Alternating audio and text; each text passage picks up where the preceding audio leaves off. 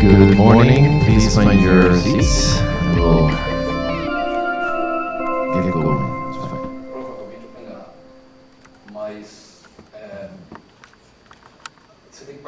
Thank you. Good morning, everybody. Bom dia. Bom dia. My name is Stengun Domanovic, like last year. The head of Innovation Norway here in Rio, here in Brazil. Welcome to the 5th November conference, all of you.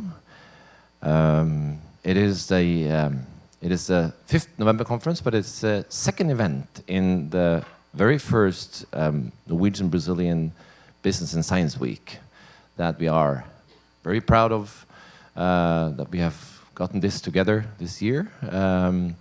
We have about 14 events in 4 different cities. We started up in Belém last week with a mining seminary together with University of Oslo. So please check out the website and see if there are other events that could be of interest for you throughout the week. We have quite a few interesting events going on here in Rio, but also in Sao Paulo the upcoming days. So please check it out.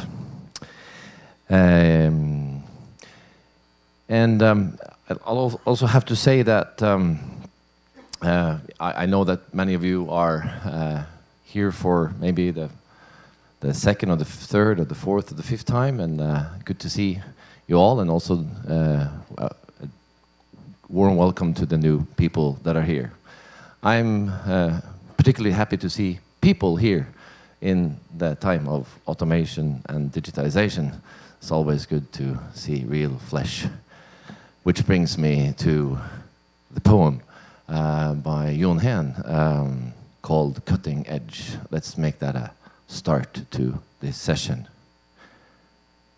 Nowadays, to be profitable, one should make robots that make robots that make robots that make robots, and so on, and vice versa. Yes, that's how it goes. Let that be the backlight of this conference, where we will use our brains together. And let's hear a few welcoming words by the host, today's host, Mr. Sintra, please. The floor is yours.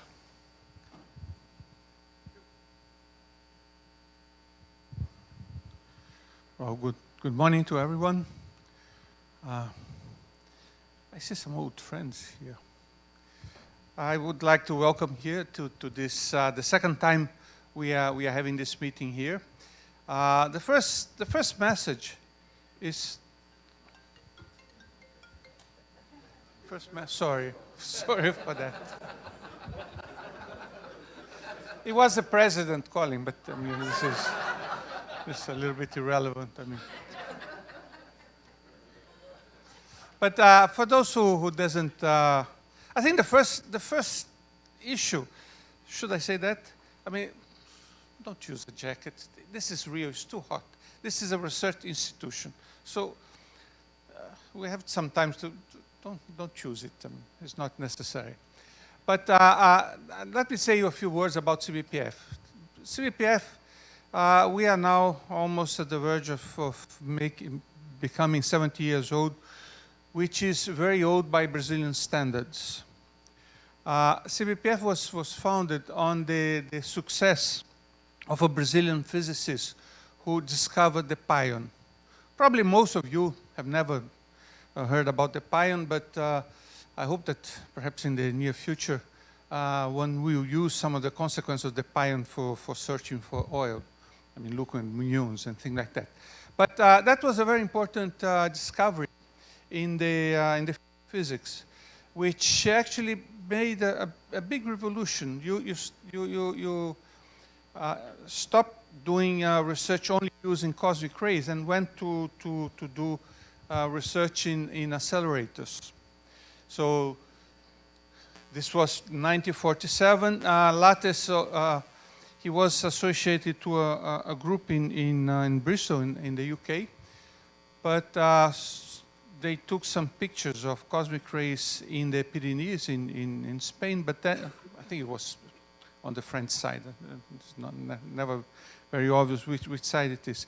But soon after, he came to South America and discovered a place in the top of the Andes called Chalcataya, where he exposed lots of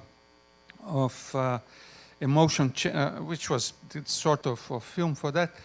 And that was the definite assurance that the pion was there. It was something which was predicted by physicists. And soon after, he went to Berkeley, and he showed that you could produce pions in the first cyclotron, which was built at Berkeley. And that, after that, I mean, that physics was done in accelerators like, you know, CERN and things like that, I mean, for you Europeans. So we started on 49, 2 years after that. It was set up in the success of Lattes, CBPF. If you go to the sixth floor here, you see a list of papers or people who were the founders of CBPF. That's very interesting. I mean, to Brazilians, I mean, to people who are coming from Europe, I mean, it doesn't make too much sense, the names. But if you look at the list of names, it's who is who in 1949 here in Brazil. Not in Rio, in Brazil. So you have people sponsoring the foundation of CBPF coming from all sorts of areas of science. And since then, we have been operating. We had, you know, highs and lows and things like that. And now at this moment, we are in a, not a delicate, but we are in a typical crisis mode. But this is something which, you know, when you have gray hairs like I do, being in crisis mode is just normal. You just don't worry too much. But I'm saying that because perhaps our council, the council, if you read the newspapers, you'll see me giving declarations saying that, look, you know, if they stop giving us money, you know, disaster will happen, so on and so on. One should take our declaration always with a little grain of salt. It's a way of making the government hear us. I mean, you know, look, if you don't give me money, I mean, that's it. I mean, we are not going to do, you know, you don't have network, you don't have this and that. But the situation for all the institutes in Brazil is difficult. We are passing through a difficult period now because of the economic crisis and so on. But obviously, it will pass. I mean, 1 or 2 years, I mean, it will be gone. So don't get too impressed if you see me saying that, you know, oh, it will be a disaster. It's part of the game. I mean, this is... I always say that, you know, when I took my PhD in Los Angeles, and one of the pleasures there was to go to Disneyland. I mean, the excuse was to take my daughter to, but, you know, I had a mathematician friend. I mean, we would leave the 2 kids sitting on the bench, and then we would go for these roller coasters and so on. The poor, I mean, they are up to this date. I mean, they have to go to psychologists because of that. I mean, but you know, after when I turned 40, I said, well, roller coaster is not the game anymore. But then I became director of CBPF, and this I have been running a roller coaster, which is quite. But anyway, I mean, this institute. I mean, we cover quite a large area of physics. We do basically basic research. I always a little bit. I always say what we do is completely unuseful for anyone, which is always a joke. I mean, you can only say that when you are arrogant enough to know that what you do is relevant for things. I mean, CBPF is the center of all the network in Rio. I mean, we have been. This was the first place where we had you know, the web being set up. The first place where you had network being set up. I mean, we have many discussions on the present crisis in science take place in this auditorium here. So we are always inspired by this group of people who founded us, in the sense that we are infrastructure, science infrastructure of the country. So, and we use, I mean, the space. I mean, this is a privileged place. I mean, it's very, very nice to come to this part. I mean, people, and I always complain that being director here, I have a little bit of a problem because our people are very hyperactive. I mean, I just 15 minutes ago I was opening up another conference here in the 6th floor. But this institution, I mean, we have a tradition. We have a PhD program which is considered among the best in the countries. So it's quite an honor to be a director here, and it's quite an honor to have such a wide variety of people coming here and discussing issues which are associated specifically to oil and gas here, but which always have implication, and you can also benefit from the different sort of physics and science. I should say more science than physics, because we have different things which. So I just would like to welcome you all and have a nice week. And I hope next year, when you have another meeting and nobody have a jacket, I can smile and say, we don't have any crisis. Okay, thank you for coming. Thank you very much. Thank you very much, Director. Thank you very much, Director. I can say, if it's an honor for you to have us here, it is definitely an honor for us to be here, and a pleasure. I think after many years in hotels, it feels like coming home, and we all relax a little bit, and I'm sure both ties and jackets will come off during the days we will be here. Next speaker is our dear friend, the Consul General, Sissel Hodnesten of the Royal Norwegian Consulate General here in Brazil. The floor is yours. Thank you so much, and I'll take off my jacket. Here we go. So I'll give it to you. Oops. Yeah, and I have a 20-minute speech prepared, so be prepared. Well, dear all of you, ladies and gentlemen, a little closer. No, okay. It is a privilege to be asked year after year, actually, to hold a welcome address to this distinguished audience and participants of the 5th November conference. I feel I have many old friends in the audience by now. However, I also see that there are many new faces. I think that is a sign of continuity and persistence, yes, but as well a proof of dynamic development that we all want. But I was thinking, maybe next year, instead of saying a welcoming word, Stein Gunnar, I would be asked to say something about my journey with the Brazilian-Norwegian collaboration in the oil and gas sectors. Would that be a good idea? Just a joke. Last year, I started by mentioning that the November conference was held for the first time here at CBPF. I also said that it was the first time. I also said that the first time is always something special. It sets the scene for future relationship and future working processes. That has proved to be true. Once again, CBPF hosts a November conference, but not only hosts, it is also an active academic partner. Thank you, Ronald Sintra Scheller, that's all your names, but Ronald for short. On behalf of all the 14 collaborating partners and sponsors for your continued generosity and hospitality. Yes, it's correct. There are now 14 collaborating partners, 2 new partners from each of our countries, the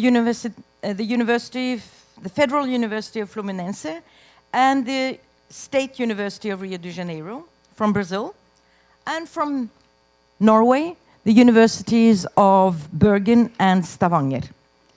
SINTEF, I also understand, is now presented from both Norway and Brazil. So, as Stein Gunnar mentioned, and I think it doesn't matter mentioning it again, this is the first time the November conference is held as part of the Norwegian, Brazilian and Science Week, which is held for the first time, an ambitious and new construction of the year. Brazil is an important market for Norwegian investments in various sectors, although without doubt, the oil, gas and maritime sectors are and will continue to be most important. This conference also takes place in a period of optimism, maybe a little different from last year, in the oil and gas sectors due to adjusted regulations and successful bid rounds, both for general offshore, but also for the pre-salt areas. And there are plans for even more of those. All of this makes and develops, actually needs and inspires for further research and development. On Wednesday, the Deputy Minister Ingvild Smines Tybring-Gjedde will launch the 2017 edition of the report on the Norwegian investments in Brazil. There are some interesting data there, actually, so stay tuned. And it doesn't help asking, I will not reveal anything from the report before Wednesday evening. Again, the Norwegian Business and Science Week has started. The November conference is the second in a row, as Stein Gunnar, and I think nobody will now forget about this, I think, Stein Gunnar, of many events in 4 cities in Brazil, but the first in a row in several events here in Rio. Thus, the November conference sets the stage. It has been a yearly event for so many years. It provides a tested model for how to create and sustain long-term partnerships applicable to other settings as well. Research is the heart and backbone of and a prerequisite for most, maybe all, industrial and business development. The fundamental challenges for Norwegian and Brazilian oil and gas industry continues to be largely the same as highlighted at last year's conference. The need to adapt to reduced oil prices, which has, as far as I understand, happened along those lines. And then challenges related to increased energy demand and climate change. Symbolically, the 23rd Conference of the Parties to the UN Convention on Climate Change, the COP23, starts today at the headquarters in Berlin, reminding us all about our common responsibilities in relation to the commitments made by our countries to reduce carbon footprint. I have noticed, of course, I always go through and find out what are the topics, and I try to see if there are something even I can understand. This time I noticed that the topic digitalization, also so well referred to by Stein Gunnar, is included in the conference program for the first time. I believe that, along with other innovations and changes in the oil and gas sector, digitalization may act as an enabler to tackle the 2 challenges I mentioned. However, a little sort of on the side here, a biblical word came to my mind when I saw the theme of the keynote on digitalization. How can we mix the new oil and the old oil? Now, I'm sure, I don't really know though, but you recognize the following from St. Matthew, and this is a St. James version. First it talks about using, putting together old and new clothes, and then it says, neither do men put new wine into old bottles, else the bottles break, and the wine runneth out, and the bottles perish. But they do put new wine into new bottles, and both are preserved. My question, is there any parallel here to can we mix the new oil and the old oil? Just an added comment about the Norwegian and Brazilian Business and Science Week.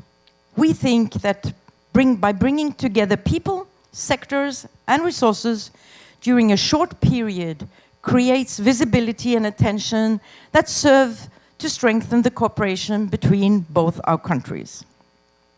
It also provides the opportunity for cross-fertilization of knowledge, competence, and experience applicable to the different sectors and segments.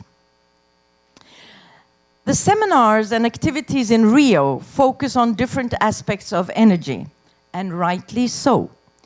Rio de Janeiro is the oil and energy capital of Brazil. Provision of energy to the world's population is also an important aspect, although not at all the only aspect, in Wednesday's seminar at Firjan named An Ocean of Opportunity, Ocean Industry and Technology.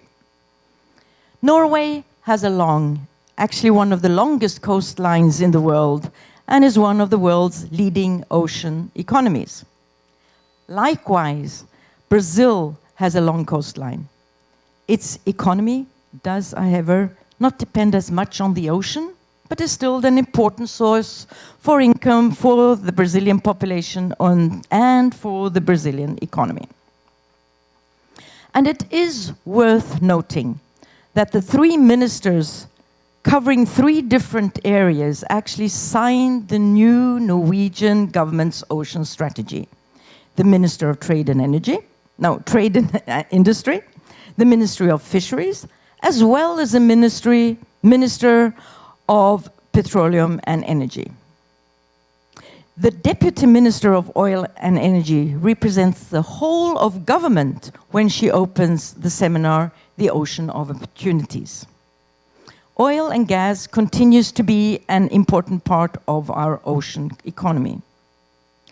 She will also, that means the Deputy Minister of Petroleum and Energy, will also be here to close the November conference tomorrow. A final note. BN21 research collaboration fosters and promotes state-of-art research in partnership with industry.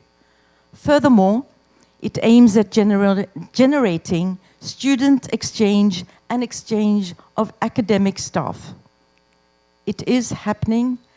Congratulations, and I wish you a fruitful and innovative, or I wish you actually several fruitful and innovative conference days. Thank you.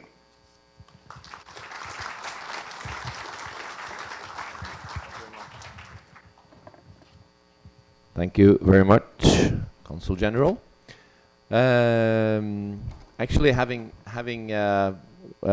mentioned Norwegian government here, I think you all should know that this very conference has been highlighted in the last two strategies coming from the Norwegian government, the ocean strategy and the export strategy, pointing exactly to what is going on here and the collaboration between the Research Council and FINEP for the joint call and the establishment of this almost institution as the November conference has been highlighted as really the model for how to work and collaborate throughout the world. So we should really all be proud of that.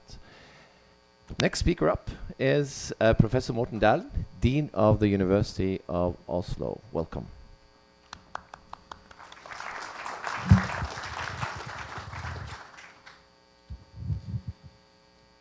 Thank you very much. I think I might have a picture somewhere here. Could you help me? That's good. Okay. Distinguished guests, dear participants at the 5th November conference here in Rio de Janeiro, ladies and gentlemen. It's a great pleasure for me, on behalf of the Sinus Alliance in Norway, to give this welcome address on this 5-year anniversary of the November conference here in Rio de Janeiro. The main goal of the Sinus Alliance is to build constructive cooperation with Brazilian institutions in the energy domain in general and in the oil and gas domain in particular. The Sinus Alliance consists of the 3 Norwegian research institutions, SINTEF, IFE and ARIS, and the 4 Norwegian universities, the University of Stavanger, the University of Bergen, the Norwegian University of Science and Technology, and the University of Oslo. Since last year, it's a great pleasure for me to announce that the alliance has expanded with the University of Stavanger and the University of Bergen. On a cold and snowy winter day in February 2013, a meeting took place in the physics building at the University of Oslo. More precisely in room 349. An early version of the Sinus Alliance was present at the meeting. I had made warm coffee. Brazilian and Norwegian researchers and engineers had for a long time been working together on mutual challenges within the energy domain. A lot of collaboration existed at the time. However, there were at least 2 important challenges that were formulated at this meeting in 2013. Firstly, we concluded that our collaboration effort towards Brazilian institutions were not very well coordinated. Secondly, we needed something to bind us together in Norway as well as with our partners in Brazil. The Sinus Alliance was formed and the meeting concluded that we needed to set up a meeting in an event in Rio de Janeiro. The group of people that was present found that November 2013 was perfect for such an event. We got the support from funding agencies in Brazil and Norway, and the November conference was born, not yet with its name. We wanted to build on the success from the first year and applied for more financial funding from the Research Council of Norway and CNI here in Brazil. We got it, and the conference became a tradition. The event needed a name in absence of a better something else, a better name. This conference was named the November Conference. A good name, of course. Norwegians like Brazil and Rio de Janeiro in November. Environment and improved oil recovery, subsea operations, flow assurance, digitalization, exploration relevant geosciences, and material technology are the main sessions at the November conference this year. Many of these topics have been around since the inception in 2013. I think I have a book. Here they are. I have been at all 5 November conferences, and I can say with enthusiasm that this has been an interesting and fruitful journey. The content in this year's research sessions are based on existing collaborations between researchers in Brazil and at Brazilian and Norwegian institutions. The topics are highly relevant for the energy institutions both in Brazil and Norway. And I'm looking forward to follow the research sessions today and tomorrow.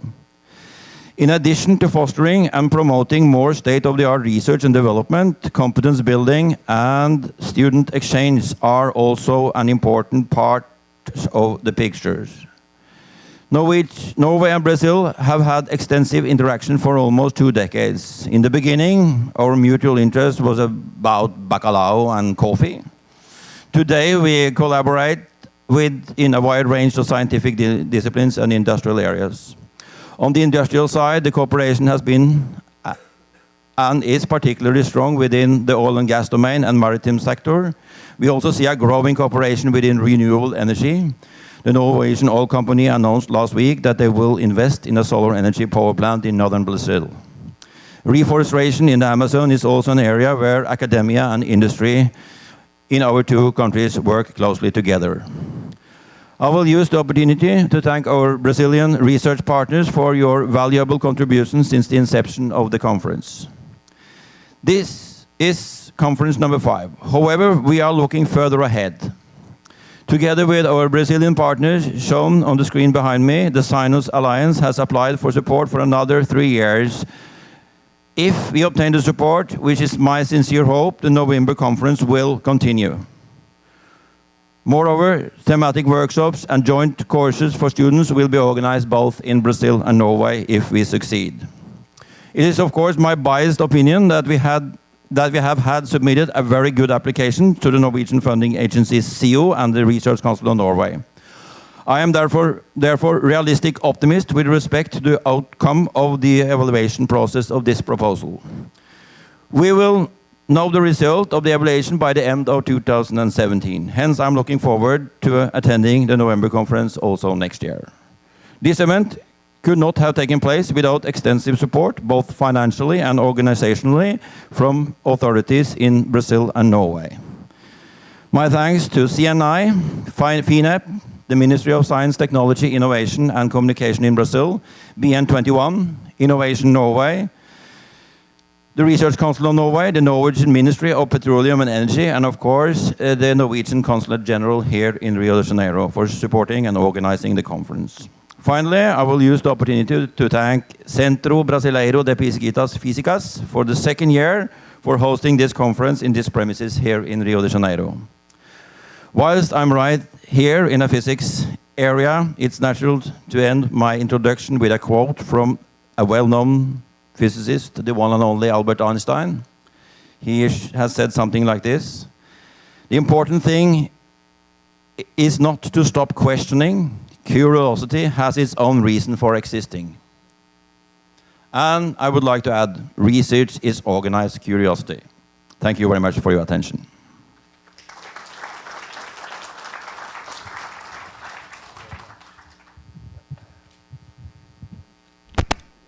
Thank you very much, Morten Dalen. Going from one important partner in the project to another, let us finalize this section by hearing a few words from also a dear friend, Mauricio Zero, who is the superintendent at FINEP. Welcome.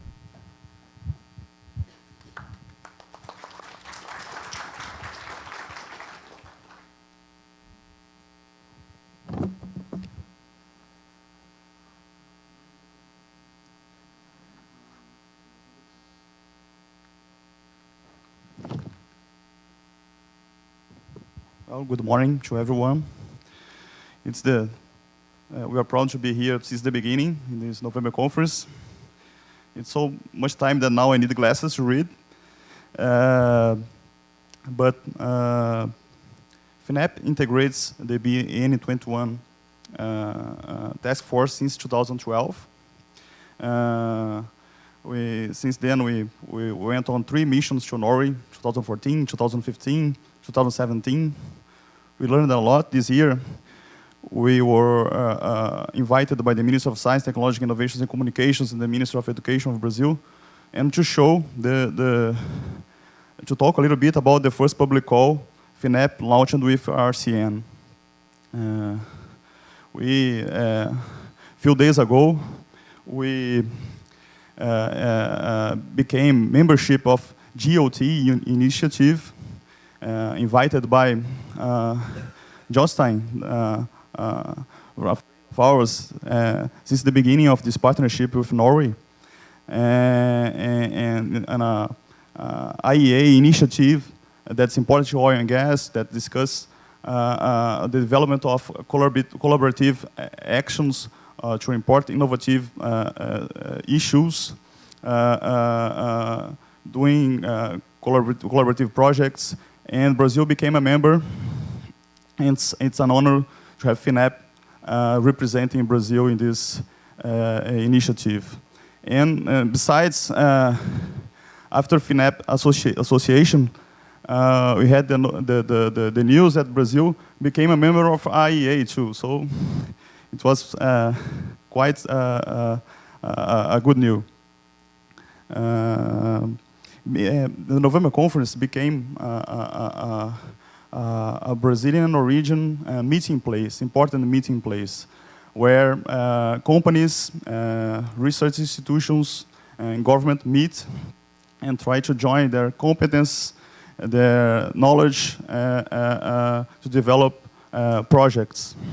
And that's why, and I'm sure the November conference was so important to the demand we received on the first public call we organized with RCN. So when we were discussing, I'm going to talk a little bit about this further in my presentation. We were thinking about 10 projects in the maximum, because we had to have a Brazilian company in partnership with a Norwegian company. So we thought it was not so mature to have many projects. and we received 28 proposals, and a great demand. And I think that's part of the good job that our Norwegian friends, Rune Andersen, Cecil, Stein Gunnar, Pilar, that's Brazilian but works for the consulate, and others do here. And FINEP tries to help in this partnership.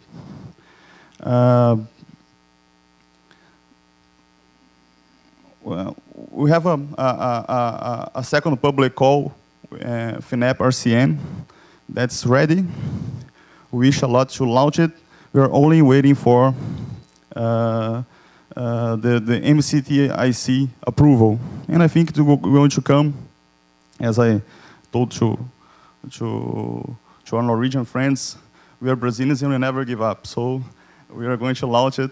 And it's a matter of, you know that we are facing some budget restrictions, but as it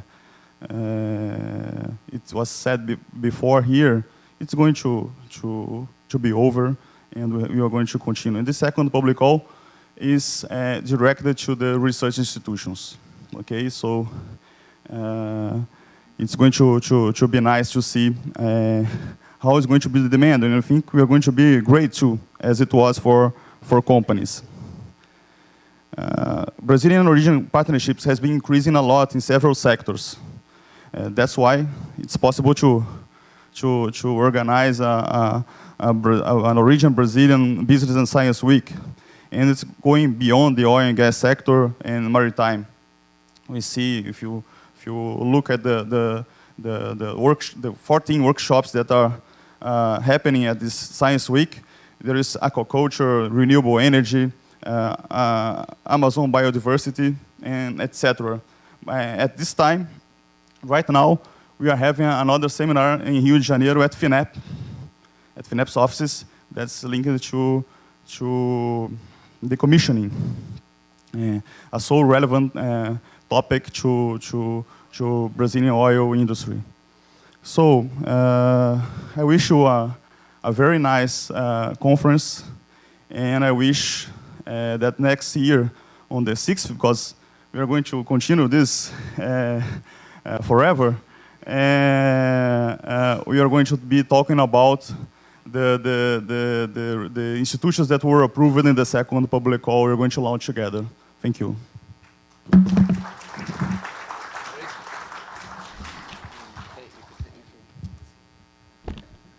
Thank you very much, Mauricio.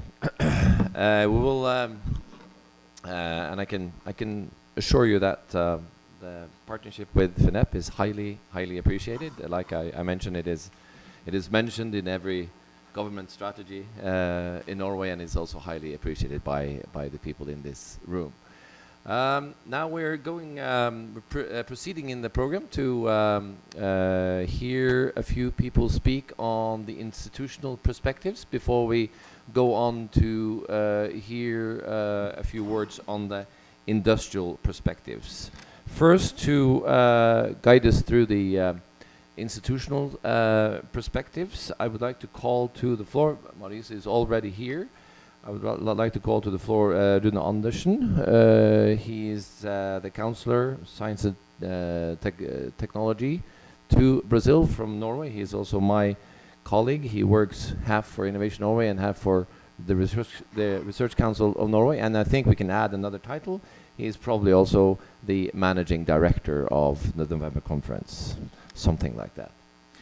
Yes, and lastly, it is a great pleasure to again be able to welcome the Norwegian Ministry of Petroleum and Energy. I don't think that we have seen a November conference without the presence of the ministry, so it's definitely a great pleasure also to have them here, and this year we are delighted to hear from Jan Magne Ba, who's a senior advisor at the ministry, and you are off to the start.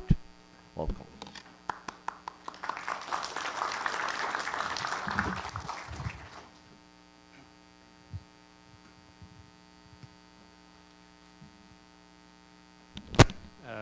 Senhoras e senhores, bom dia. É prazer estar aqui no Rio, especialmente em novembro. I think we are already reaching the limits of my Portuguese. What I try to say is that I'm very pleased to be here in Rio, and especially in November. There are two reasons for this. First, at least normally at this time of the year, it's a much better place to be than in Norway. Unfortunately, we have a cloudy day, but I still think we don't have any reason to complain, at least the Norwegians in the audience. And second, the November conference. The fifth time since 2013, further strengthening the ties between our two countries. And as already has been mentioned by Sten Gunnar and Sissel, this year is special because we have a whole week of events in different Brazilian cities. I think that's impressive, and it just shows how our relationship is extended. It might seem strange to talk about what Norway and Brazil have in common. Norway is a small country, Brazil is a big one. You have the Amazon, we have Glomma. And I'm pleased to see that I'm the first one who makes a football reference. Of course, you have a fantastic team. Ours is, well, not so great. You have Neymar, we have, no, forget about it. We are all here today not because of our differences, but what we have in common. Both Brazil and Norway are important energy-producing countries. Both Brazil and Norway share many of the same challenges in the oil and gas sector. To meet these challenges, know-how, technological advances will be vital, and that's why we have a lot to gain from a mutual beneficial relationship. I'm also pleased to see that many partnerships have been established between Norwegian and Brazilian companies and research institutions. Brazil is also one of the biggest markets for the Norwegian service and supply sector. And our biggest oil company, Statoil, also has a major presence in this country. You have a world-class resource base with fantastic potential for long-term success. And you are a leading laboratory for global innovation, constantly breaking new barriers offshore. Speaking about innovation, and as already has been mentioned, digitalization is high on the agenda of this year's November conference, both with a keynote speech from the University of Oslo and a parallel session tomorrow. And that is really a buzzword in the industry. And you can't really attend a conference nowadays without talking about digitalization. And I think that's not surprising, actually, because the potential is great. And it can help make processes in the petroleum industry cheaper, safer, and more efficient. And that is certainly a good combination. Digitalization is also one of the key strategies, key priorities in the Norwegian National Technology Strategy for Oil and Gas, OG21. That stands for Oil and Gas in the 21st Century. We tend to like these abbreviations like OG21, BN21. And I see that I'm speaking in the category of institutional perspectives. So why am I here? I'm not an engineer. My background is political science. But the main objectives of the Norwegian government policy on petroleum R&D can be shortly summarized through three main pillars. The first one is resource utilization. I mean, we have 50 years of experience on the Norwegian continental shelf, and after all those years, we still have half the resources left in the ground. So the economic potential is still huge, and that compromises a big economic potential for Norway. Second, we didn't just find oil and gas. We also established an industry that is well known worldwide for its competence. And we see R&D as an important instrument to maintain that competitiveness. And third, we have a long-term perspective on our research petroleum activities. And that's why we have to make sure that we have the right competence and the right people to work in this industry. Because I don't know how it is in Brazil, but at least in the Norwegian media, you tend to get the impression that we are about to finish with our oil and gas activities. And well, representing the Minister of Petroleum Energy, I disagree. As I said, we have more than half the resources left. And as the former minister, Tord Lien, used to say, the person who is going to shut the last light out on the Norwegian continental shelf, he has yet to be born. Those were the three main pillars. But I could easily add a fourth one. International cooperation is, of course, a high priority. And Norwegian researchers, like those of you who are here today, you participate in a long, extensive list of international fora and arenas. But it's only Brazil and the US. Those are the only two countries that Norway, the Norwegian Ministry of Petroleum and Energy, has a formalized bilateral cooperation agreement on petroleum R&D. The BN21 agreement was signed in 2013, bringing together key players in both countries. Yeah, that's you in the audience I'm referring to. And by pursuing common goals and joining forces, we stand a better chance of success. But of course, the conference is the physical meeting place, but I guess equally important is what's happening between the conferences.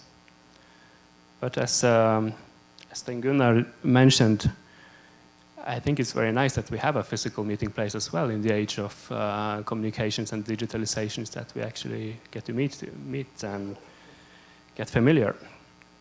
This year, the conference is focusing on 6 different research areas that are all related to technological targets in the BN21 agreement. I would like to commend organizers, hosts, and of course all the participants who have taken time off their busy schedules to be here for 2 days. And one important instrument that gives the BN21 real content is the joint calls for R&D projects. The first call organized last year with FINEP and the Research Council, the Norwegian Research Council, was very successful. And I hope the second call that's in the pipeline can be launched soon. I trust that both Norway and Brazil will benefit from a long-term BN21 collaboration. And I look forward to attend the next November conference. Shortly summarized, I wish you all an interesting and rewarding conference. And the State Secretary of the Norwegian Ministry of Petroleum and Energy, she will arrive for the closing of this conference tomorrow. She says hello to all of you. And I hope to see you at the dinner later today. As there are many scientists I expect there are some scientists in the audience. There is a story about how scientists respond when they get dinner invitations. I saw a picture of Einstein coming here. He responded something like he was relatively sure that he would attend. Volta, he was electrified. He would absolutely attend. And of course, Darwin, he was a bit unsure because he was afraid he would make a monkey out of himself. Thank you for your attention. Muito obrigado.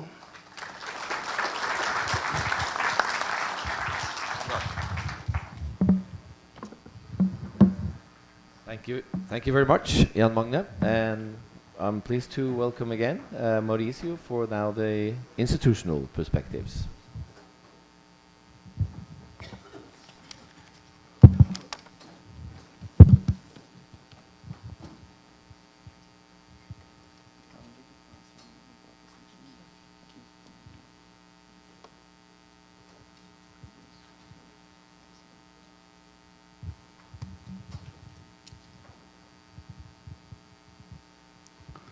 Well, let's talk a little bit. I'm going to talk a little bit about FINEP, a fast introduction about FINEP, and I'm going to concentrate my speech on international cooperation and the calls we launched with RCN. So, FINEP is a federal government company linked to the Ministry of Science, Technology, Innovation and Communications. We, last July, complete our 5th anniversary, so we got to the 50s. We were created to promote the economic and social development of Brazil. We provide governmental funding of science, technology, and innovation. And we support companies, universities, technological institutes, and other public or private institutions in our vision to transform Brazil by means of innovation. So, FINEP is Brazil's national innovation agency. We do all this with different financial tools. We give grants for companies. It's called economic subvention. We give grants for universities and technological institutes using through public calls. We do investment in funds and equity, and we offer loans to companies. So we support all stages of scientific and technological and innovation process, and in all sectors of economy. If there is R&D and innovation, FINEP is in. And we are shifting our focus to cooperative actions, as I'm going to show you now. This directory FINEP has incentivized a lot cooperative agreements. So it increased. We had agreements with Vinnova from Sweden, CDTI from Spain, Innovate UK from the United Kingdom, BPI France, TAX from Finland, Innovation Norway and Research Council of Norway, the Netherlands Enterprise Agency, and the Research Council of Canada. So we do that with agencies similar to FINEP to exchange the best practice and to join support of projects of mutual interest. We see that as a good way of achieving one of our objectives, that is to put our companies, Brazilian companies and research institutions in global partnerships and discussing and developing projects that are important not only to Brazil but to the world. And we have representation in multilateral fora. As I said before, GOT is the most recent one. TAFT, that's a European agreement. And ERAMEN, that's related to raw materials and to a circular economy. So FINEP is together with 20 other agencies, mostly European agencies. And we are right now in the middle of evaluating process of a public call. It was incredible. The Brazilian institutions were the ones who presented more projects to this public call. It was our first participation. Denise Reigada, that's my colleague here, went with me to France, where we were analyzing the first projects. And besides, I'd like to thank Denise, because since the beginning, she's with me in this partnership with Norway and other institutions. What's FINEP's goals in this international cooperation? Strengthening strategic partnerships, integrate Brazilian companies and science technology institutes into transnational innovation programs, bring subsidies to identify technological challenges and articulate solutions to the Brazilian supply chain, contribution to build roadmaps. FINEP is together with São Paulo University and CGEE, that's a company from the Ministry, from MCT IC, building roadmaps. Oil and gas is one of the subjects. We are going to build a roadmap for subsea technologies.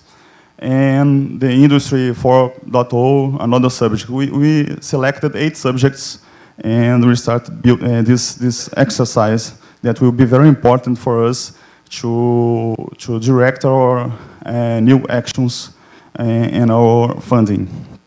And to overcome national challenges, we believe that we will put together competences of Brazilian institutions with foreign institutions. The chances to achieve the great results are bigger. And it's important to exchange knowledge, and it's a process where you teach and you learn too. Talking about the first public call, that's an action of cooperation with Norway. We launched in 2015 at the November conference, at the November conference number 3. We launched this call, and it was we give grants for Brazilian companies and Norwegian companies. The topic were subsea technologies, enhanced oil recovery, and environmental technologies. We put almost the same amount of money, 5 million reais and 10 million Norwegian crowns. And the project should be balanced between the participants. So RCN supports the Norwegian side and FINEP the Brazilian side. And as I told you before, we received a great demand, more than we expected. And that's related for sure for this environment we have here of cooperation, of networking, where we meet each other and we can start conversations about projects, about initiatives. So we received 28 proposals and a total cost of $40 million. Full proposals we received 16, and the result was the approval of 5 proposals. But we had money only for 4. So we were supporting 4 projects. And besides, it's nice to say that the projects we received were high quality projects. This is a scheme about the public call. So the Brazilian company and Norwegian company with complementary competence present a project. The call, it was the first time FINEP operates with RCN, but it seemed that we operate since 10 years ago, because it was very easy to do it with RCN. Despite of difference of regulatory framework and the Brazilian law, the Norwegian law, we overcome everything. And the evaluating process, FINEP did the evaluation, the Research Council of Norway, their evaluation, and then we met to exchange our impressions and to decide which projects would be selected. And it was a very nice negotiation. The choice converged a lot. So it was a very good process, and we want to repeat it. We have 2 projects already contracted, and they have already received the money, and 2 ongoing, because we had to settle a juridical thing with Statoil, but solve it. So in short time, the 2 other operations that are lacking are going to be contracted also with money to develop the project. That's what is important. The second public call, as I said before, is depending on MCTIC's approval to be launched. It's ready. And now the money goes to the universities. But there is a requirement for applicants to have industry as a partner. I hope that Brazil is going to in an evolution process, is going to be like Norway this in terms of cooperation between companies and research institutions. My friend Rune Andersen here says that no matter if you give money in Norway to universities or to the companies, because they are going to work together. They are used to work together. I work at FINEP for 15 years. The situation has improved a lot in Brazil, but it has a lot to improve also. That's why we demand in this public call to see companies working together with universities. Sorry, I'm finishing. There are new topics. That's a cost-efficient drilling, intervention and technologies for production, processing and transport, and exploration. And we are going to repeat the topics of the previous public call. And it's important to bring the continuity. That's an important aspect in our partnership. What we see as next steps: to launch the second call, FINEP RCN, to follow the development and results of the 4 projects supporting the first public call. It's going to be important to see the results. Maintaining the efforts of matchmaking actions. I consider that a very important action.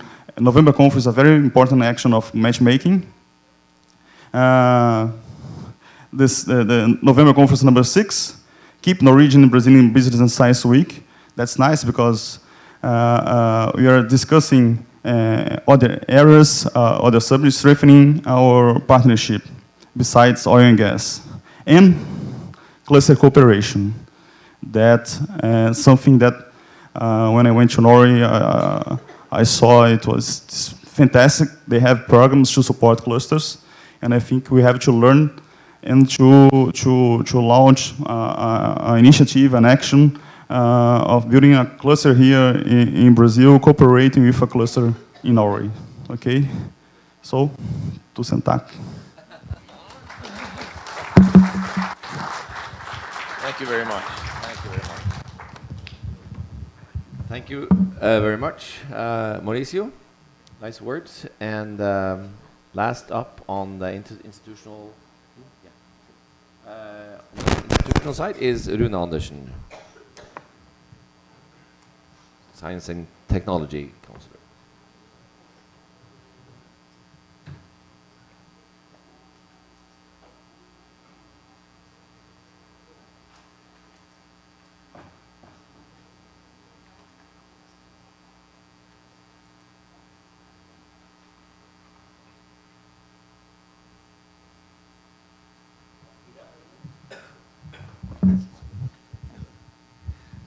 So, distinguished guests and friends of the oil and gas research environment, it's very nice to see you again. It's been a long travel, also before the November conference started, to set up FINEP and to know each other. And we have almost entered into kind of a marriage. We know each other very well, and after the process of the first call also we know a lot. So it will be a very good continuation of this. I'm here now representing the Research Council of Norway and making a presentation on their behalf. Just reminding that the Research Council of Norway, they do all kind of funding on research in oil and gas, from basic research till testing and demonstration. They have 2 programs, the Petromax 2, which is doing the application from R&D institutions and supply industry, and more based on the applied research and basic research. And we have the Demo 2000 that is more closer to finalization of our projects. And we have the applicants there is the supply industry. We have the annual budget of 237 million for the NOx for the Demo 2000 and 296 million for the Petromax 2 program. And also we have 2 petro centers, one on Arctic oil and gas development, and one national ER center at University of Stavanger, which is part of the group here, I think. Not maybe from the EVA, the center itself, I'm not sure, but at least you know where Iris and the Stavanger is here. And she said they are represented here. Yeah. And also, of course, the relevance for the Norwegian continental shelf is very important. But that has not been any practical obstacles in their cooperation with Brazil, because they are obviously very much the same challenges. So that is a very little, it's very relevant if the setting is not right. But here in Brazil, it is not a big issue. Should you add that 296 million NOK is about 200 million reais? And, yeah, it's 2.5, the rate of exchange. Yeah. And the 2017 new Petromax work program is have 5 thematic areas of research. I think we have gone through them a lot already. And the cross-cutting priorities. We have the Arctic areas. Here you have the deep sea areas. I think a lot of the technologies there are basically kind of similar or touching each other. You have the reducing greenhouse gas emissions. And you have digitalization that came up kind of as a test last year with the visit here from presentation from Embraer that told us how digitalization was being done in the aerospace and the airplane production. Actually, they felt that said that the airplane is sensing itself while it's traveling. Intense data communication there. So we said, well, how could it be applied in oil and gas? And now David Cameron will be here later to have a keynote explaining a little bit more what could this be. And also, of course, what is very important is the last one, the challenges related to the introduction and use of new technology, which is an issue because the oil and gas sector is kind of a little bit famed to be conservative. And this is not conservative times, so that does need some really new thinking, I think.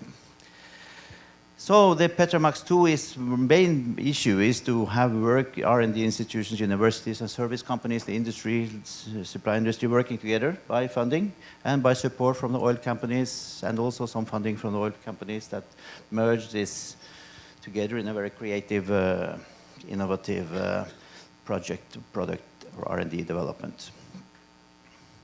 The first call we had, just very briefly, because this is, I just mentioned the name of the companies. There were 4 winners. There was, on the Norwegian side, for Subsea, StormGeo, Iris Software, and Visub, which is very much present in, I think, in the audience here.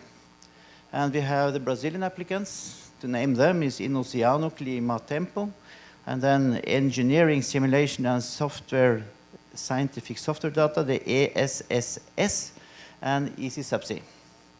And what is also nice and what's not intentional, because we evaluate the project according to merits and qualities. And they were all into the separate themes of the call, which is very nice, that they all covered the subsea environment and IOR areas in our joint call with FINEP. So now we have the second call. We will have a second call. Also, we have learned by the Brazilian never to give up. So that is the kind of thing we bring home. And we bring also Ronald's optimism, always optimism, to that things go right in the end. And we think it will be. And we have, of course, then money now goes to the R&D institutions on both sides with financial support by the industry. This is a very well-known system in Norway. A little bit unknown in Brazil to have that kind of finance. So the FINEP was an international call on money going to the companies. But the first time we did that in Brazil. So now we make them do something first time for the second time. So now it is normal for us to do things for the first time together. So it's a nice thing. The preliminary plan for a future joint call was, which is supposed to be very soon. It's the application for the R&D center, focus on research and knowledge developed for the offshore petroleum, in environment, IOR, exploration, cost-efficient drilling, production. So we are widening up the area this time to be relevant for more areas in the institutional sectors. And also financial support from industry is mandatory. So we want to give you some time to set up this, because it takes time to kind of do this together. Just to see that our cooperation is growing. In 2015, I had a presentation that said that 60 projects financed by the Research Council was done the last 10 years. And the majority was petroleum. In 2016, more than 150 projects were financed the last 3 years. So the number of projects between Norway and Brazil is increasing. The share of petroleum is reducing, but that is not because petroleum is reducing, but because other sectors are increasing quite a lot, and that is a very good development. And also you see our publication together is increasing from rather stable level in 2003, 2004, 5, 6, 7, 8, and then it started to go up. A very steep increase in joint publishing activities between Brazil and Norway, which is a kind of sign of the activities here between Norway and Brazil research. Thank you for your attention. I'm very pleased to be here again with you all.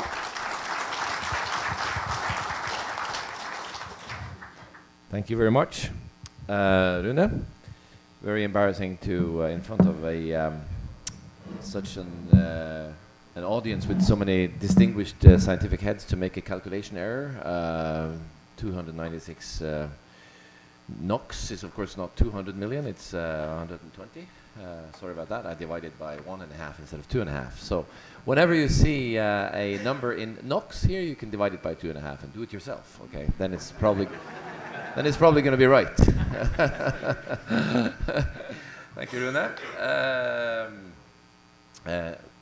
I think that in all the events throughout the Business and Science Week, you will hear something that is underlined everywhere Norwegians go, and that is the cooperation between business and science and government regulators. That is key, particularly if you are in the natural resources business. That is key to development. That is key to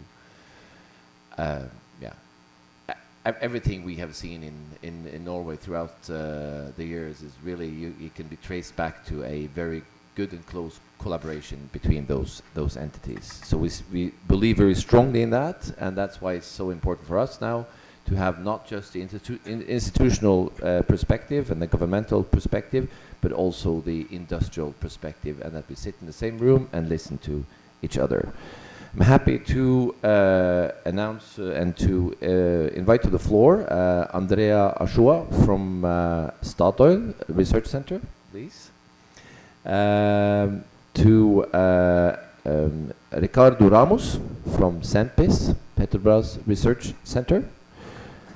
And also Rafael Nagirniak, I'm not sure if that was the right pronunciation, okay, who is the Innovation and Technology Business Manager, Aker Solutions. Since there are some, thank you very much. Since there are some changes in the speakers here, I'm not quite aware of the titles of each one of you. So when you start, Andrea, you can maybe say a few words about what it is exactly that you do. Would you like to use this? Yes. Please welcome Andrea.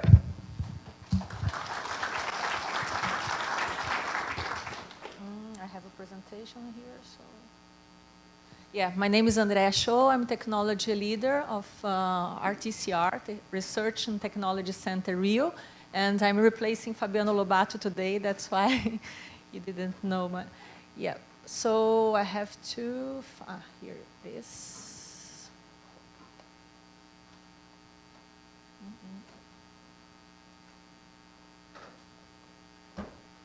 How can I make it bigger here?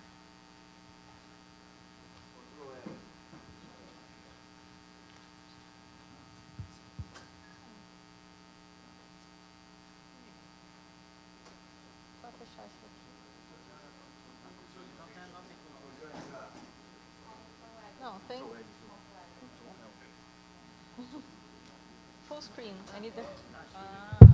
Okay.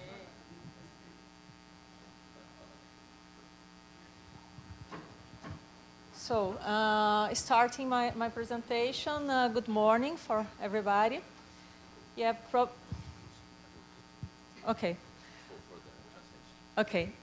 Probably most of you or all of you know Statoil, but I always like to start from this slide. We are an energy company present in more than 30 countries in worldwide.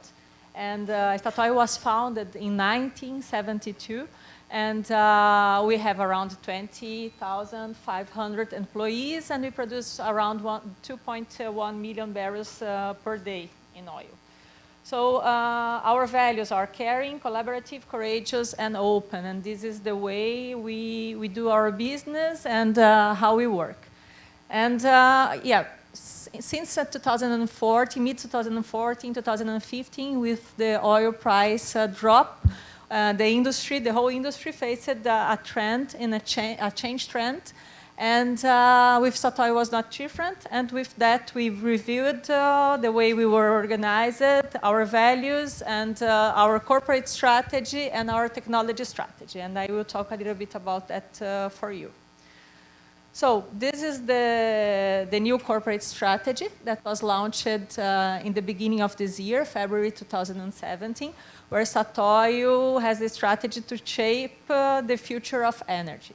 So with that, it was decided to become a more energy company rather just an oil and gas company. And it was decided to give the same weight for these 4 pillars: the Norwegian continental shelf, where we have most of our production, of course, the international oil and gas, where we have Brazil, midstream and marketing, and new energy solutions. And as you can see, technology is one, and innovation is one of the enablers for this new corporate strategy.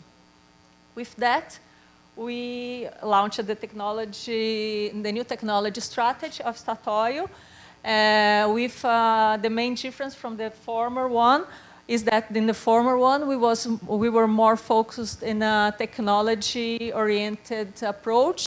And in this one, it was decided to have a more technology direction approach. So we have these 5 technology directions now: optimize production from existing and near field resources, which means the R&D mainly for the NCS, the low carbon solutions for oil and gas, discover and develop frontiers and deep water areas, unlock low recovery reservoir, and develop renewables and energy opportunities. The reason why these 2 directions here are marked is that they are the main ones that we are focused here in Brazil. Mainly the discover and develop frontiers and deep water areas due to the pre-salt and deep water blocks that we have, license that we have, and unlock low recovery reservoirs more related to Peregrino, the field that we are operating.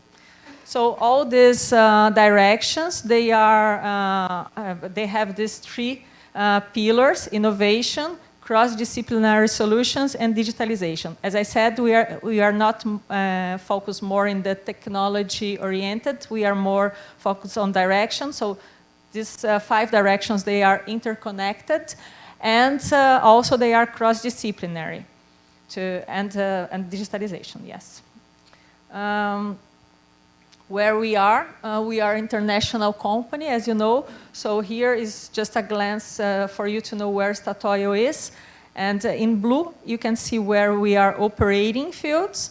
And the other areas here, in the legend, you see where we have a non-operator presence, and where we are exploring these red bars, and where we have refineries and marketing and supplies. How was our journey in Brazil? So we are present here in Brazil for 16 years now, and we changed it and we increased a lot our portfolio. In 2005 and 2008, we acquired the shares that we now call Peregrino Field from Encana and Anadarko. In 2010, we farm out 40% of these licenses to Sinochem. And in 2011, we have the first oil of Peregrino. Then in 2013, we acquired some licenses, some exploration license of Espírito Santo Basin. And in 2014, the Peregrino Phase 2 was sanctioned. So we are going to start production from Phase 2 in 2020, in the second half of 2020. In 2016, the operation from BMC 33 was transferred to Statoil. We have 30% share there. And BMS 8 Carcará was acquired. We acquired the 66% of the Petrobras share in this license. And in 2017, we acquired more 10% of this Carcará license from Queiroz Galvão.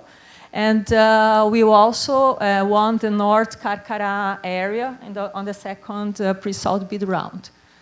So you see that in a quite short time, we grow a lot.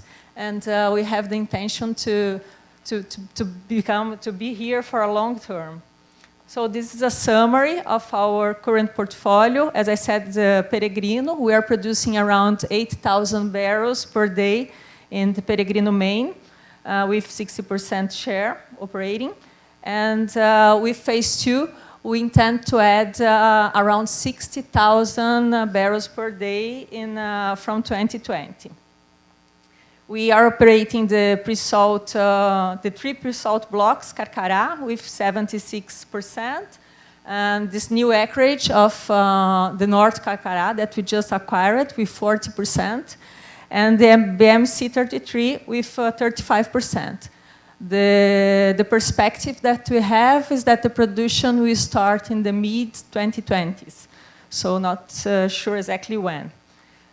We are trying to add value from natural gas. As you know, the sales and the transportation and everything in natural gas in Brazil is a challenge. And we are going to produce gas from BMC 33. So we are focused on this discussion also. And we have this Espírito Santo exploration license. In August 2016, we signed the MOU with Petrobras for developing new opportunities.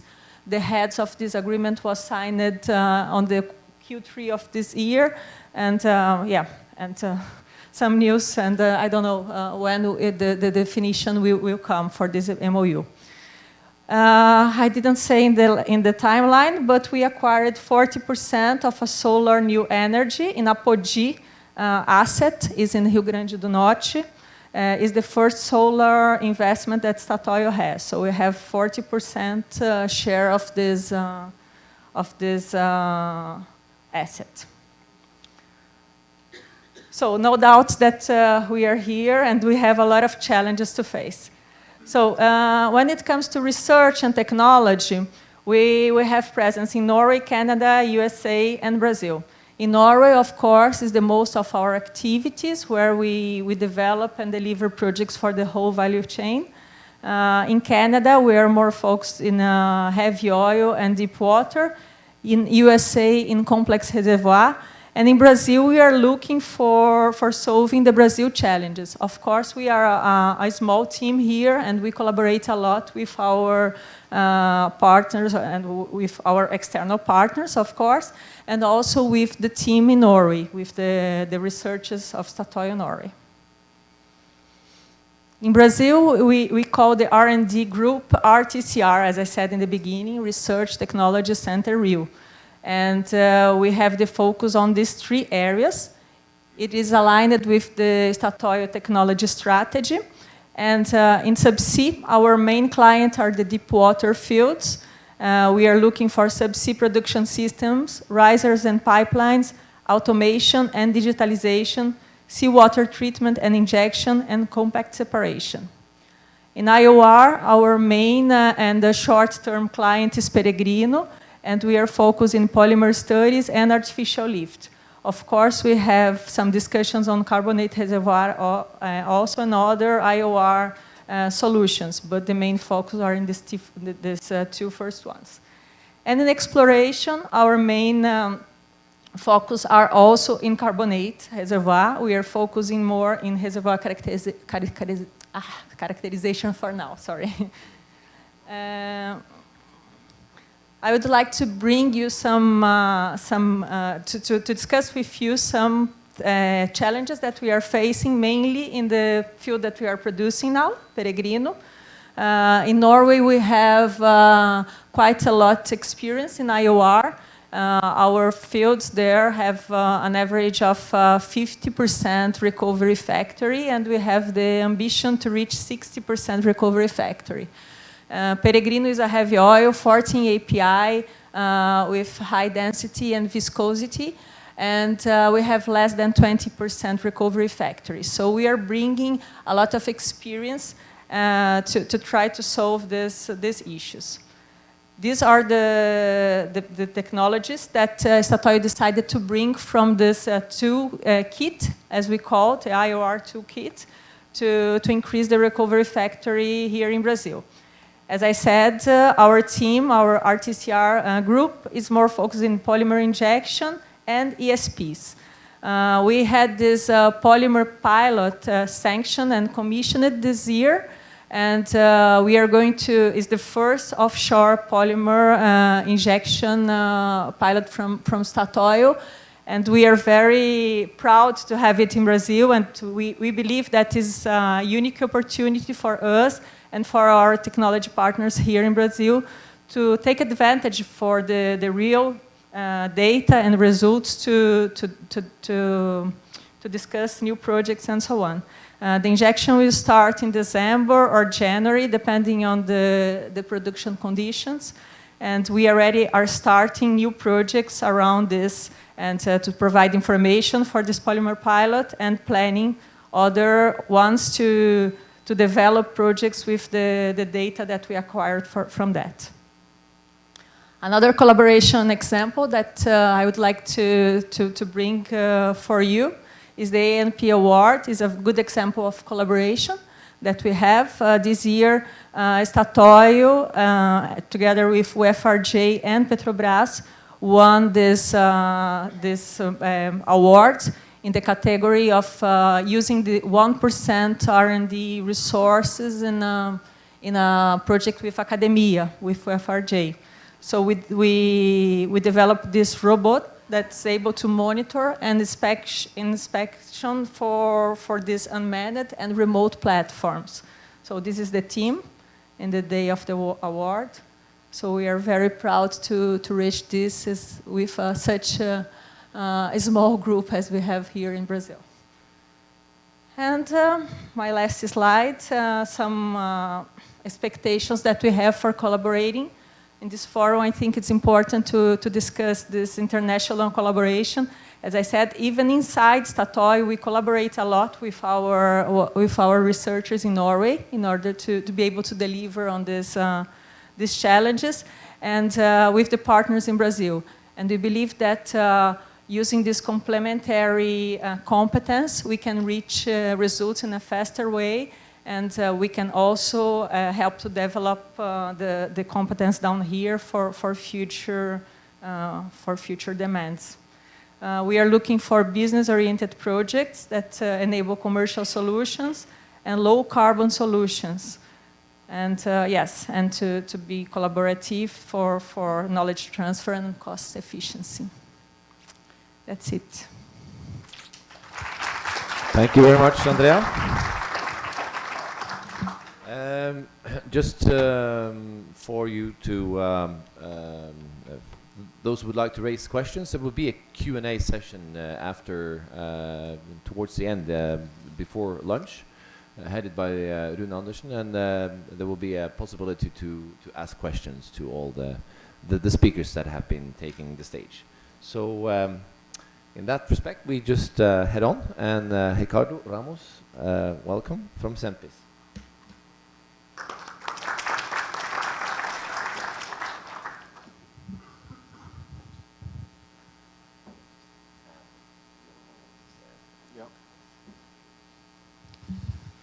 Good morning, everyone. I would like to thank the organization for the invitation to Sempis to come here. I'm speaking on behalf of Eduardo Santos. He's the manager of a relationship with science and technology institution at Sempis, and also Pilar to organize this invitation for us.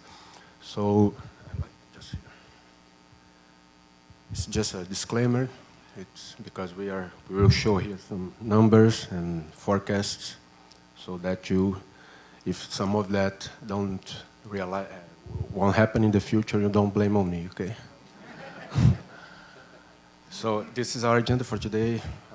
I'll just give a brief overview about Petrobras and Sempis. How do we do technological partnerships, and some insights and perspectives.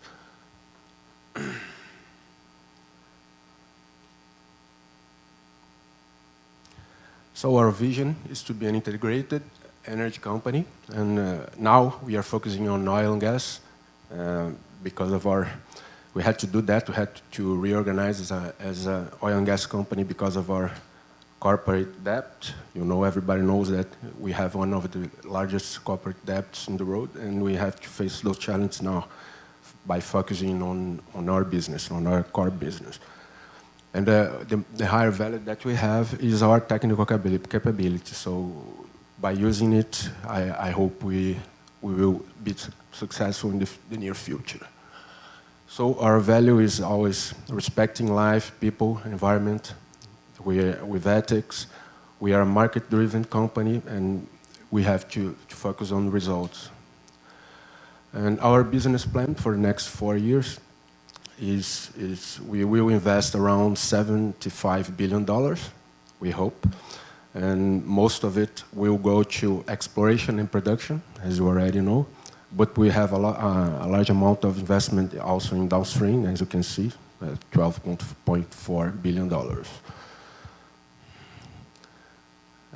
As Andrea mentioned, we are now facing a drop in the oil barrels, and we are focusing on cost reductions by doing partnerships with operators and suppliers. We have to do a lot of partnership because we have to reduce our risks and uncertainties. And to the future, to the long term, we will work focusing on sustainability by reducing CO2 emissions. We will use natural gas as a transition fuel, and energy efficiency. Those are our technological focus. I hope we had just 5 like Statoil, but we have 12, and it's quite a lot. But some of them, as you may notice, are strictly in line with this conference thematic areas, like subsea operations, environmental matters, operating in new exploratory frontiers, improved oil recovery, and decommissioning.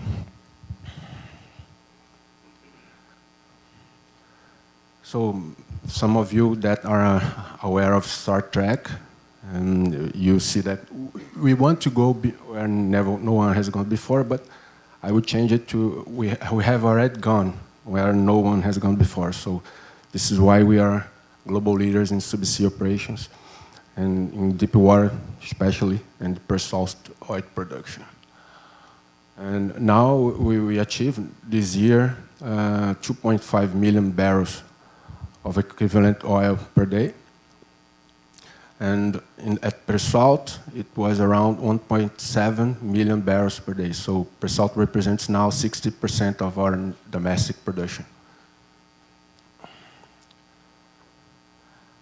So here is Sempis, how we are organized.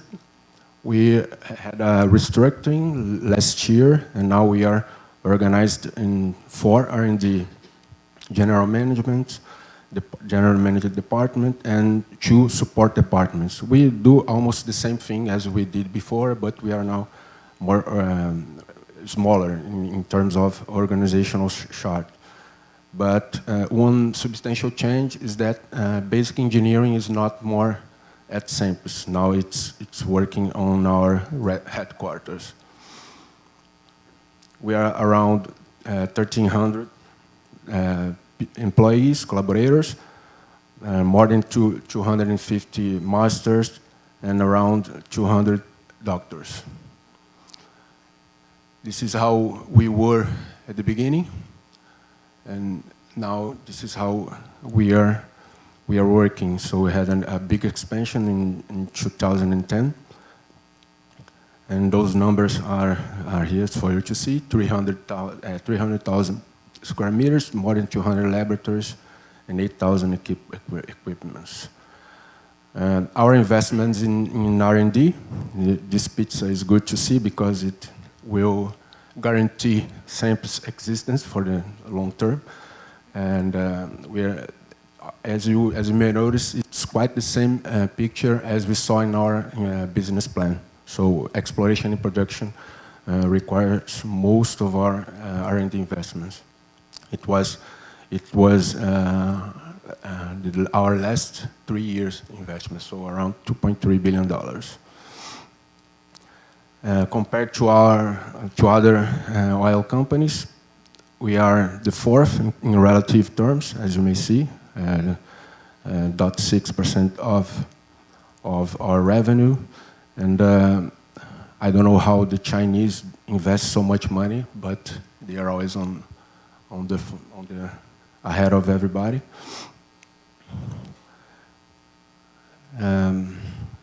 This is a good picture. That, as you can see, we do a lot of partnerships, not only with companies and suppliers, oil companies and suppliers, but also with universities and R&D institutions.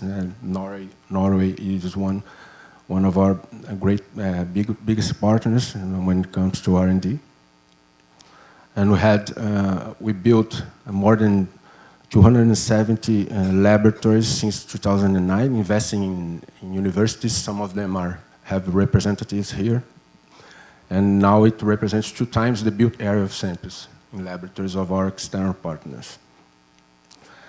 And that investment in R&D, those partnerships led us to win 3 times the OTC prize award in 3 decades in a row. I hope the next decade we will win another prize, who knows, in partnership with Statoil, because of our agreement we are signing this year. Andrea already showed this result. This is quite successful result of a partnership between 2 oil companies and 1 university. And some insights I would like to show, and it's quite provocative. I don't know if we have ANP representative here, but we should try to change the way we do industrial policy and R&D innovation policy, because we don't do it in a systemic way. We have people taking care of industrial policy from one side when you talk about local content, and the R&D innovation policy is another group, and they'll talk to each other. So FINEP, it's a good recommendation for FINEP to join us in this discussion so that we can build better tools to do that. So we have already started to bring the industry to participate more in our R&D investment. It's quite a challenge because we are a state-owned company, and we have a lot of regulation to follow, a lot of laws to obey, and we are trying to develop solutions for that.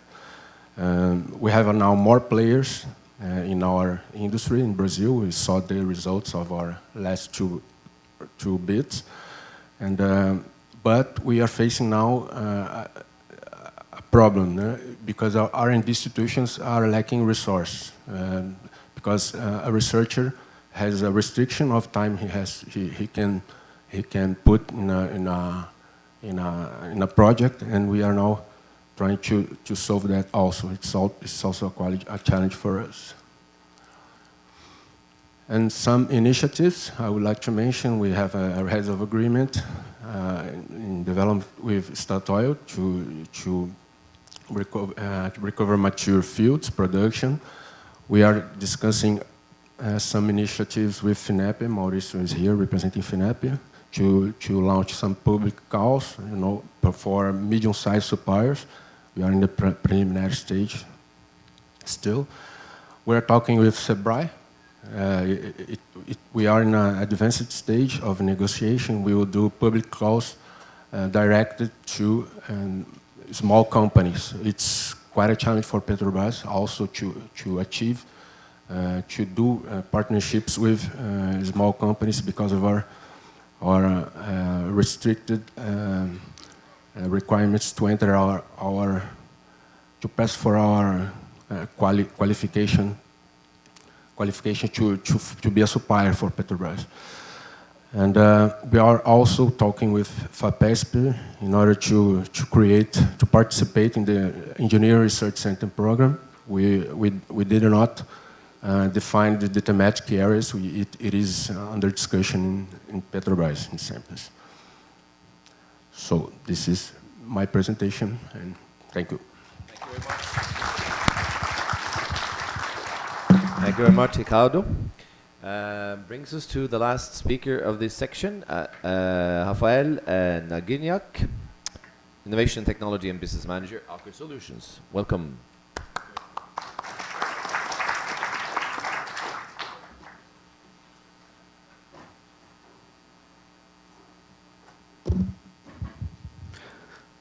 Hello, good morning. My name is Rafael, I work for Aker Solutions, responsible for innovation technology here in Brazil. Today I have a special challenge to talk before the lunch break. So hope that... yeah, just a coffee break.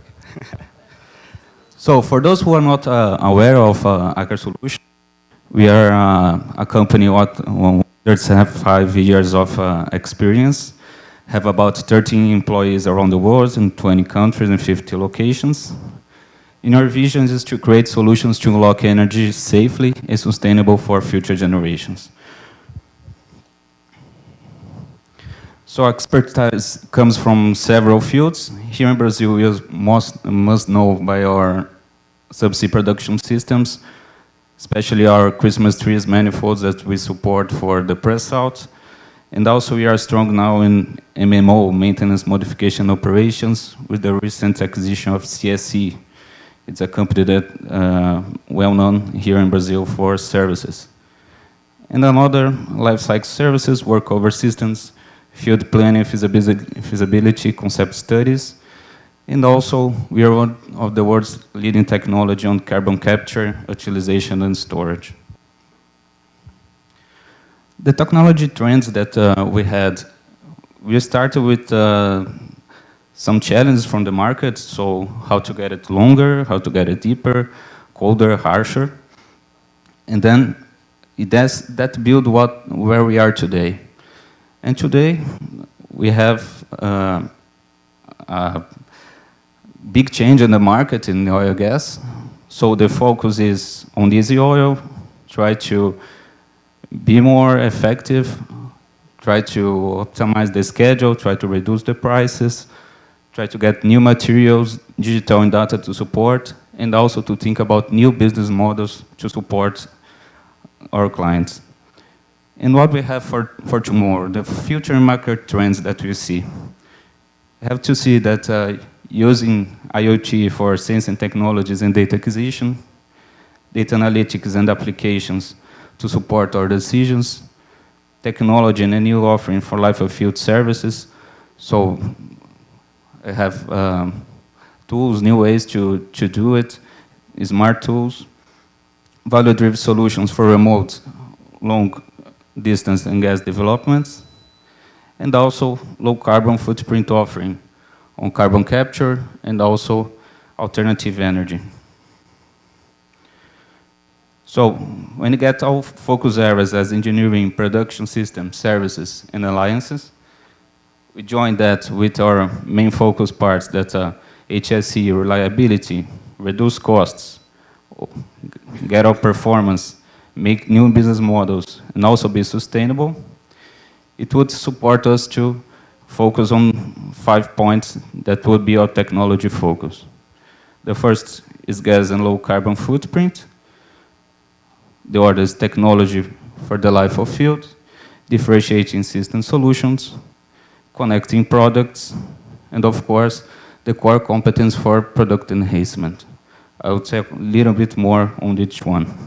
And of course, we believe that digitalization is the great enabler that will make this happen in all fields, in our products, also in our processes. So our first technology focus will be gas and low carbon footprint. The first point will be offshore gas production. Offshore gas production.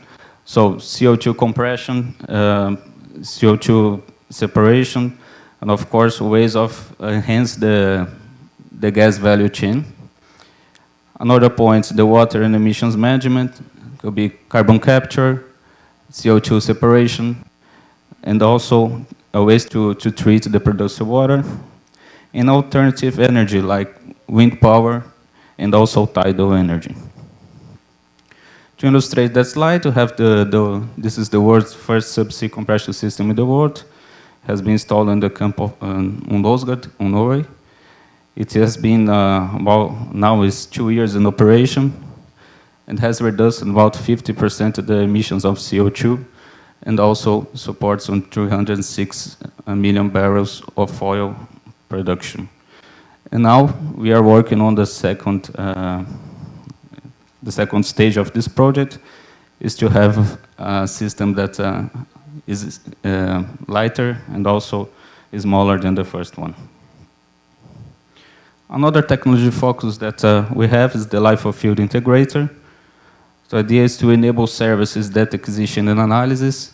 We have to make our product say where it needs to get some maintenance or to support the operator to make decisions on the operation. We have also installation and intervention tools. It's used of smart tools and also ways of make the interventions in the well and on the systems. And also our inspection and maintenance repair, that will be our asset integrity management systems and also our ways of support our maintenance for all the equipment. Another technology focus will be differentiating system solutions to have field development concepts that will be low cost and of course more efficiency. Our electric production systems that will be much more environmental friendly and also reduce the cost even on OPEX and even in CAPEX. And also data and power transmission to optimize the oil production. Another technology focus that we have is connecting products to use the IoT solutions. So I have first is the digital product history. So our product will say, is this the first phase to get sensors on the product, and the product says to us what is in there and what happened in there. The second phase will be the system performance. So I got sensing on my systems, and also you have to be able to use a digital twin to see what's happening, and also to be much more efficient in our maintenance, and also where it needs to get a support. And also the last phase will be the system and product automation, where with all this information to be able to use machine learning and product automation to support our operations. We, as Aker, have a long history in subsea controls since 1980. And recently we have launched the next generation of our SEM systems that's called Vectus. And you will be able to support all the kind of new technologies. As we well know, we have facing a huge digital transformation. What's the idea? The idea is to get advantage of what we have today. So what are the technology that could support us to reduce costs as becomes more efficient, and also to get our engineers to think and to get products that will support us in the next transformation steps. So we have to be prepared for the next phase that will come.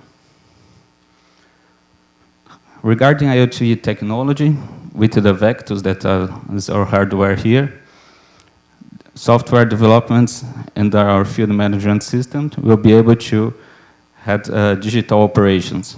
So all the operation, all the logs, all the data will be digital. And of course, not only on our equipment, we also think about digitalization inside our processes. So we think that our work will be more ready for emergencies. We have a mobile workspace that for managed operations, virtual augmented reality for training and also to make sure that he's performed what was expected. RFID to get to know and make sure that all information remains with the part. Sensors and IoT. And of course, wearables when they make more efficiency and also reduce HSE costs or risks. To support that, we have several research partnerships here in Brazil, institutes, academia, and also supports how to get financing to make these projects attractive. Because you have to bring projects to Brazil, have to prove that it's better to bring here. So it's important, a lot of work with our partners to make it happen. And to support of this kind of innovation or this kind of new technology, we have our new subsea high-tech center. Is the most modern subsea production systems in Brazil, where we have not only producing the equipment from the pre-salt, but also we have a controls factory there, and a lot of trained people that could support since the concept of the equipment to the delivery, all the phases, all regarding mechanical and also controls scope. And we have a big R&D lab with a very impressive hyperbaric chamber, and also a dedicated lab that does not concourse with the production. So we have been very precise in our developments regarding cost and schedule, because we have a dedicated team for that. And that's it for today. Thank you very much.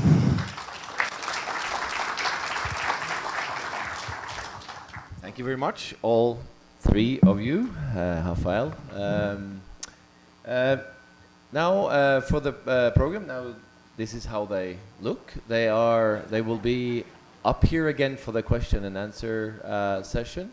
But now you also have a coffee break coming up, so that you can also maybe approach there. For the program, for those of you who worry that we are now after, I can assure you that I also see that.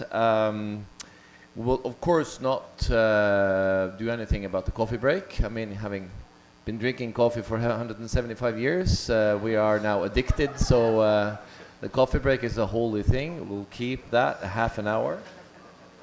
Means that we will be back here 11:25. We'll of course not cut on the keynote speaker, so we will be making a few cuts in the time for the question and answer. So maybe you can create some questions in the coffee break and search for an answer there. That's a way of using time good. And if you can't find an answer, make an answer yourself. That's often the best, actually. So have a good coffee break.